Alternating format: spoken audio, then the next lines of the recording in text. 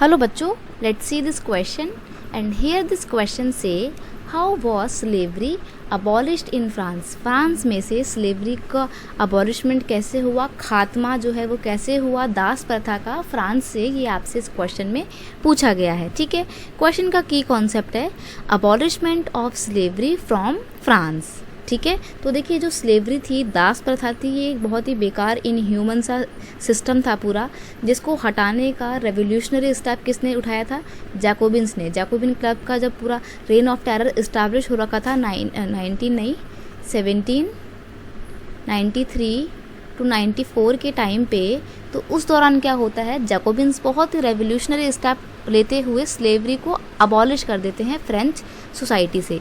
अब आप सोच रहे होंगे कि ये स्लेव ट्रेड क्या है, सॉरी स्लेवरी कैसे आई है ना। तो देखो, स्लेवरी का आने के पीछे रीज़न था स्लेव ट्रेड। अब ये स्लेव ट्रेड क्या था इसको समझ लीजिए। ये मान लीजिए यूरोप है, ये अफ्रीका है और यहाँ पे अमेरिका है। ठीक है, तो अमेरिका में ना काफ़ी सारी कॉलोनीज़ थी। कॉलोनीज़ मतलब सब्जुगेटेड एरिया था फ्रांस का, ठीक है, जिसको फ्रांस ने अपने कंट्रोल में ले रखा था। अब अमेरिका का जो एरिया फ्रांस के अंडर में था, फ्रांस ने वहाँ पे अपने प्लांटेशन एक्टिविटी स्टार्ट करी, बड़े बड़े बागान लगाए, प्लांटेशन लगवाए, कॉफ़ी के, है ना, टी के, चाय के, सबके लगाए, प्लांटेशन लगवाया। प्लांटेशन में काम करने के लिए वर्कर तो चाहिए ही, लेकिन जो यूरोपियंस थे वो काम करने के लिए बिल्कुल भी इंटरेस्टेड नहीं थे। अपने देश से कहीं बाहर जाके इतनी दूर जाके काम करना उनको पसंद में नहीं आ रहा था। तो ऐसे में जो लेबर है उनकी बहुत कमी हो गई थी। तो फ्रांस के लोगों ने क्या करा, इन्होंने अफ्रीका गए और अफ्रीका से वहाँ से स्लेव ट्रेड्स को लेकर आए और उन स्लेव ट्रेड्स को कहाँ पे लेके गए, सीधा अमेरिका लेके गए, कैरिबियन कॉलोनीज़ में लेके गए और यहाँ पे फिर इनसे प्लांटेशन एक्टिविटी में काम करवाया।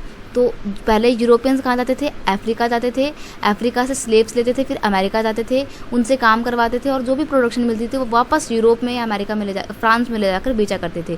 तो जो ट्रेड बन गया था इसको बोला गया है ट्रायंगुलर ट्रेड, और इसी ट्रायंगुलर ट्रेड की वजह से स्लेव ट्रेड भी स्टार्ट हो गया था। ठीक है, तो ये बहुत ही चिंता का विषय था। आगे जाके फिर जो नेशनल असेंबली थी वो भी बड़ी चिंता में आती कि इसको हटाना चाहिए, और बहुत सारी डिबेट्स चलती हैं नेशनल असेंबली के अंदर भी। और 1794 में एक कन्वेंशन पास होता है और उस कन्वेंशन के अकॉर्डिंग स्लेवरी को अबॉलिश कर दिया जाता है।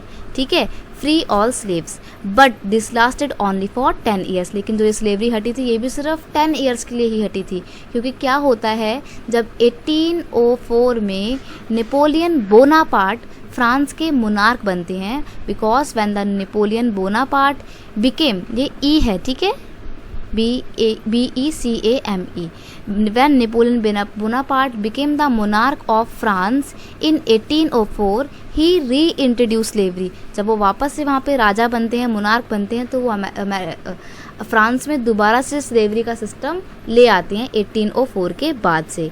फिर वहाँ पे स्लेवरी कंटिन्यू रहती है, लेकिन फाइनली 1848 में फ्रांस से स्लेवरी को कम्प्लीटली अबॉलिश कर दिया गया था, मतलब पूरी तरीके से ख़त्म कर दिया गया था। और उसके बाद से आज तक फ्रांस में स्लेवरी अबॉलिश हो रखी है। ठीक है, तो ये थी पूरी स्टोरी, स्लेवरी को कैसे अबॉलिश किया गया फ्रांस में।